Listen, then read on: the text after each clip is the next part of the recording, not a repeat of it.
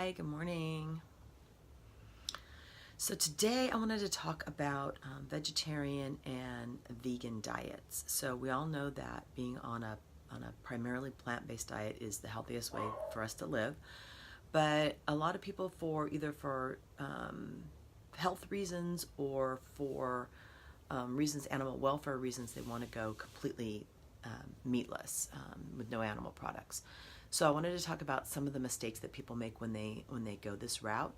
I personally was a vegetarian for a couple of years, and I did not. It was before I was a nutritionist, and I did not do it the healthy way. So I know from personal experience what not to do. So I'm just going to hit my top three things. Okay.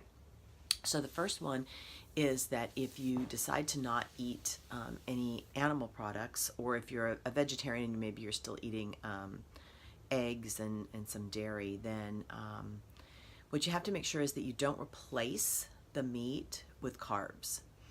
And so we call this, in nutrition, we call this being a carbitarian instead of a vegetarian. And that's personally when I did it, that's what happened to me. And so if you replace the meat with things like, spaghetti and bagels and bread and crackers and all these processed carbs, then you're not going to be healthy. You're just going to end up diabetic. So replacing meat with processed carbs is a really bad idea. The second thing is fake meat products. So most of the fake meat products, including this new, what's that burger called? It's the new Good Burger, Best Burger, whatever this new product is called. Generally, those are just either soy or a chemical concoction. And so you have to be really careful that just because something is labeled vegan or vegetarian does not mean that it's healthy. It's still processed food. So if it comes in a package bag or a box, you need to really carefully take a look at what the ingredients are. So a lot of these, again, are just chemical concoctions, and your body doesn't know what to do with it. It's not healthy. It's not going to do you any favors, so don't eat it. Eat just real whole foods. And the problem with, let's talk about the soy products, because that's what most of the fake meats are made of. Generally, they're made from soy products. So 90% of all of the soy grown in the United States is GMO. And so we just had a news yesterday that there was another jury verdict against Monsanto, that its product Roundup glyphosate causes cancer. So that's the second now huge jury verdict against Monsanto. I think we're pretty well established that Roundup causes cancer, and unfortunately Roundup is sprayed on most of our food in the United States. And so the soybeans that are grown in the United States, 90% of our soybeans, are actually a product that is called Roundup Ready Soy. That's actually the name of the soybeans. So they are very heavily sprayed with this herbicide, Roundup. So they're extremely toxic. So you don't want to be eating any soy that is not organic, because then chances are it is GMO and it's contaminated with glyphosate, with Roundup.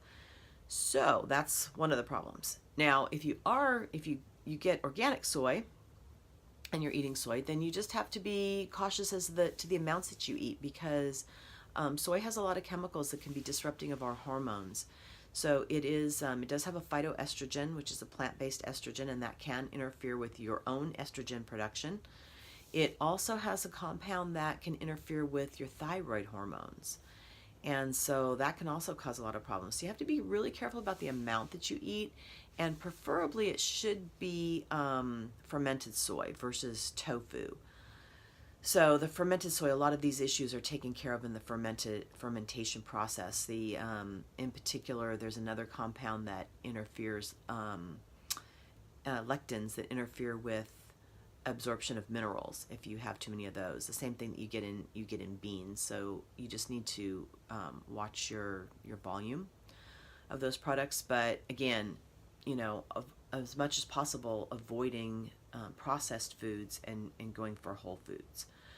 The third thing would be not getting enough protein. It's honestly, it's hard enough right now to get a balanced, healthy diet as it is. And if you're eliminating an entire food group by being a vegetarian, especially if you're vegan and you're giving up eggs, because eggs are a really good protein, if they're from a good source, and there's, you know, free range healthy eggs. But if you're giving up an entire food group, you have to be really, really deliberate about the choices that you're making and making sure that you're getting your macronutrients and that you're getting enough protein, your B vitamins and everything. So I definitely would consider, if you haven't been doing this for very long, or if you're thinking about embarking on a vegetarian or vegan diet, to consult with someone to make sure that you have a good eating plan and that you're getting some plant-based protein at every meal, maybe a couple of sources to make sure that you're getting enough protein.